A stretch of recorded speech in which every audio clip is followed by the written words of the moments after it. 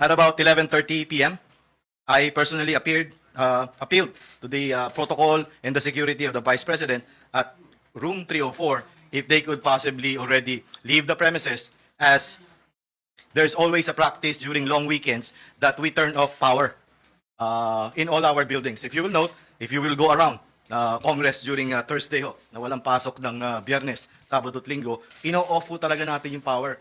One, it's because to save on energy. Dahil centralize ang air conditioning. Hindi naman kami nagkulang ng pag-remind. Sinabi ho namin na baka uminit at sana ho maintindihan ninyo dahil policy ho sa house ito para makaiwas tayo sa aksidente. At makatipid din po tayo ng kuryente. Isipin nyo kung isang kwarto lang yung ating bibigyan ng kuryente, pero kailangan yung kabuuan, umaandar ho yung air conditioning unit. Na imagine nyo na ho. General Taas, pwede ba nating malaman yung narrative? Anong oras ba dumating dito si VP Sara? Kailan niya intended umalis po?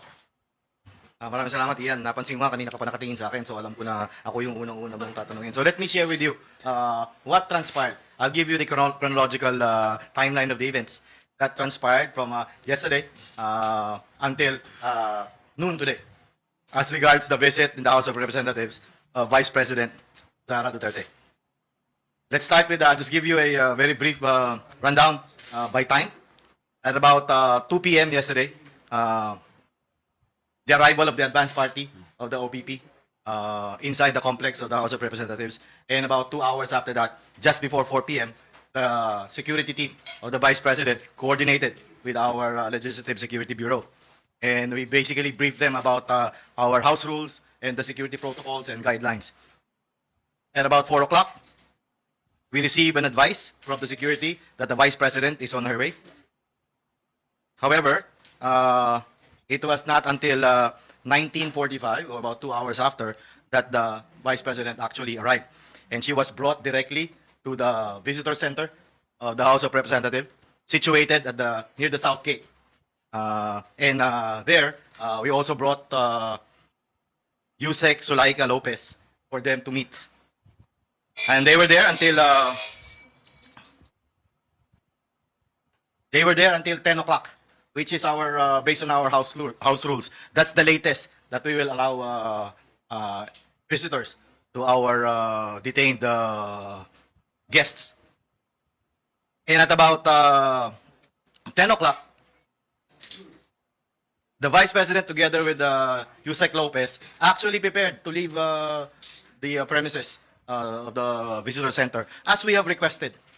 However, after 3 minutes, that Attorney Lopez started heading her way back to our detention center, the Vice President, at about 10:05, also rode her convoy, which is right adjacent to our South Gate.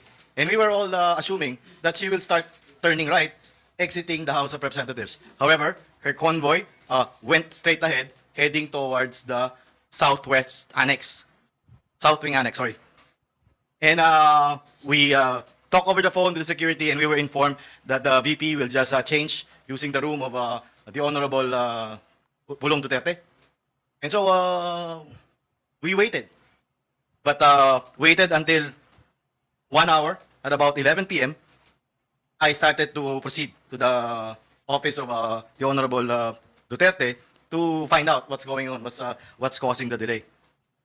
At about 11:30 p.m., I personally appealed to the protocol and the security of the Vice President at room 304 if they could possibly already leave the premises, as there's always a practice during long weekends that we turn off power in all our buildings. If you will note, if you will go around Congress during Thursday na walang pasok ng Biyernes, Sabado at Linggo, ino-off po talaga natin yung power.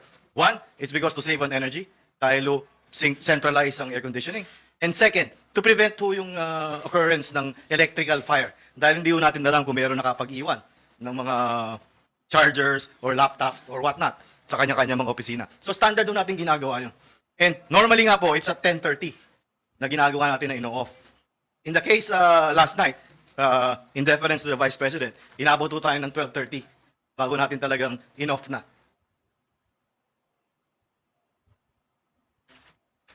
So, simula ho midnight or 12:30 in the morning, hanggang kaninang umaga, the close-in team of the Vice President stayed locked inside room 304.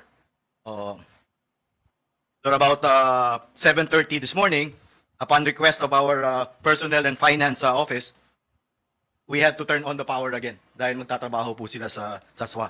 So that's about 7:30 this morning. 8 o'clock, the Vice President's security team remained locked inside the room 304.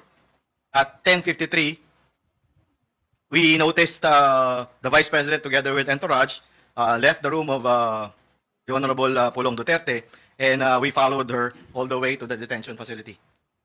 At 11:07 this morning, the Vice President was allowed by the chairman of the Governance Committee to visit and once again discuss with Attorney Zulaika Lopez at our House of Representatives Custodial Center. That's about all I have for you. Thank you. Sir, General Taas, wala naman siya complaint na, syempre, nawala ng kuryente, so magdamag siyang walang power doon.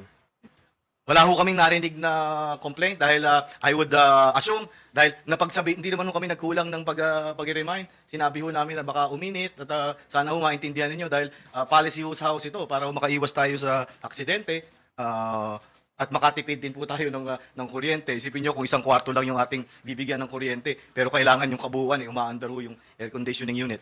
Na imagine nyo na ho kung gaano kalaking... General, doon sa huling pag-uusap nyo, nakita namin kanina, kailan daw po aalis dito si VP? May sabi po ba siya? Ano po bang sentimiento niya? Hindi po namin napag-usapan yung kailan siya aalis. As far as yung kailan siya aalis, is yun yung usapan between us at saka yung security at saka yung protocol. Hindi po tayo nagsasabi kay Vice President noon. However, ang napag-usapan po namin kanina is hinihintay ko lamang bago ko siya papasukin doon sa detention facility, yun yung approval ng aming butihing chairman na indeed inaprubahan po yung pagbisita doon sa detention facility. Dahil kung matandaan po ninyo, kahapon hindi yung detention yung pinag-meetingan nila. Doon po tayo sa visitor center dahil strict ho yung mga protocols sa detention center.